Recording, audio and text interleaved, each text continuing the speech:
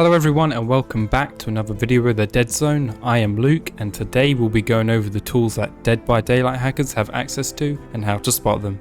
Hacking is becoming a huge problem for the game, with large streamers like Ots, True and Spook and Jukes being big targets for them. Before we get started, I must make this clear that this video is for educational purposes only and in no way condones hacking or advertises how to hack.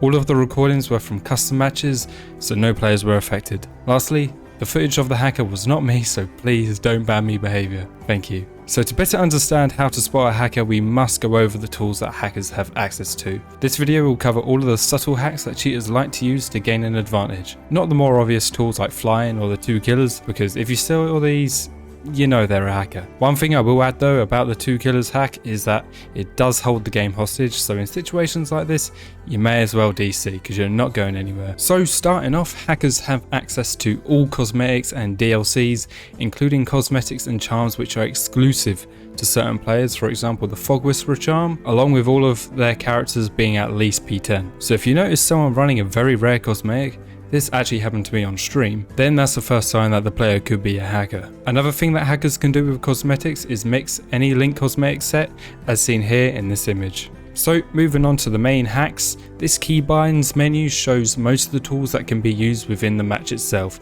which are easily toggled with the press of a button. At the top of this list shows that hackers can use speed hacks, as seen by the footage here.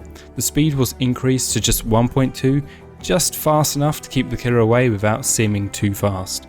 Notice how even in Bloodlust 3 it's difficult for the killer to keep up. This can be used to waste the killer's time by prolonging chases, allowing other teammates to get gens done. Another popular tool that hackers like to use is Aimbot, which is used on killers like Huntress and Trickster. If you spot a killer getting abnormal shots that would be very difficult to achieve without assistance, then they are probably hacking. Difficult shots could be, for example, across the map snipes, and typically hackers would perform these shots multiple times in a match. The same hacker that I mentioned earlier done this as well and got 2 perfect snipes on me at the start of the match when I was hardly in view of the killer. The regress heals hack is self-explanatory. It allows the hacker to disrupt other players' healing progression and make the progress bar regress. This can be used by a survivor to troll their other teammates or a killer who wants to keep the survivor's one hit. Quick TP and open map allows the hacker to teleport to specific points on the map like generators, totems and even the hatch. The map opens up a bird's eye view menu of the map and even shows other players moving around. The instant sacrifice allows the killer to instantly kill a survivor when they are on first or second hook. So make sure you pay attention to the number of times you've been hooked, and if you are sacrificed before you reach hook phase 3, then they may be using this hack. However, with an upcoming change to the perk Devour Hope that allows the killer to instantly sacrifice someone when they are hooked after they have reached Devour Hope stack 5, so if the killer does this and they are not using Devour Hope, then I'm afraid they are hacking. Regress gens is another hack which can hold the game hostage. The hacker can select a gen to instantly regress to 0 anytime a survivor gets off of it. A killer can use this to their advantage by simply just chasing the survivors off the gen, so any progress they had will be lost. Change clothes allows the hacker to switch out their cosmetics mid-game, so if you see a player with different cosmetics on from what they originally began with, then they are using this hack. So onto the menus. The stacks menu allows hackers to stack multiple perks and add-ons on their items. There are a lot of commonly used combinations like stacked unbreakable, so they can get up countless times, stacked head-on to prolong the stun, and stacked light bulb add-ons on flashlights to prolong the killer blind. So if a survivor is getting up multiple times with unbreakable, or you are getting stunned for a prolonged period of time with head-on, or if you are blinded for a very long time, then they are using this stacked menu. Another really powerful example of this is stacked boil over. Notice in this footage how difficult it is for me to get this survivor to the hook because of how powerful the stacked perk is.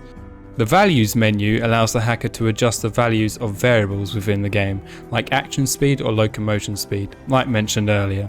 The checks menu allows you to check what auras of points on the map you want to see. This means that hackers can see survivors through walls, or if you are playing a survivor you will be able to see the killer. Another important part of this menu is the player's text menu, which reveals the perks that all the players are running, which can be a massive advantage going into the game. Bot settings controls how the bot behaves when the bot is enabled in game. The footage on screen shows how the bot performs. Notice how the bot can instantly break a pallet. Now I'm not sure whether this is only specific to the bot, but if you spot the killer playing like an AI, then it's probably a hacker using the bot feature.